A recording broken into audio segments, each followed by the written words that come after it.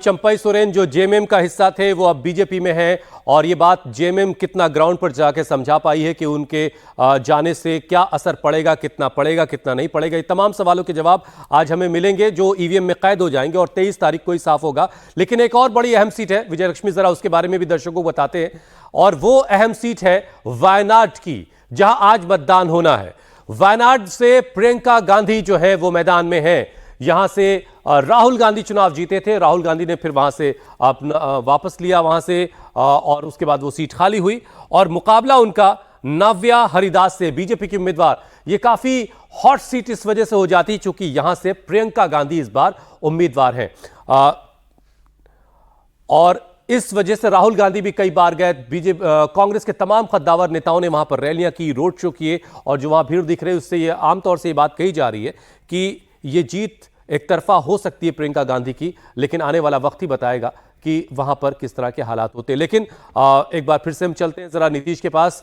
नीतीश, एक सीट तो यह है जहां पर वायनाड में एक लड़ाई होनी है नव्या और प्रियंका गांधी के बीच। वायनाड की हालांकि बहुत सारे इसके बारे में हमें विजयलक्ष्मी ज्यादा बेहतर बताएंगी, लेकिन जरा एक बार फिर से हम आपके पास लौट रहे हैं। रांची को का जो कैलकुलेशन है, जो सीट का जो एक गणित है, जरा वो भी एक बार जरा जल्दी से दर्शकों को समझा दें। देखिए, रांची की सीट जो है जाहिर है शहरी इलाके की सीट है और बीजेपी के लिए यहाँ पर प्रदर्शन जो है उसका बेहतर रहा है। सीपी सिंह यहाँ से हैं, दूसरी तरफ महुआ माझी का मुकाबला उनसे हो रहा है जो राज्यसभा में है।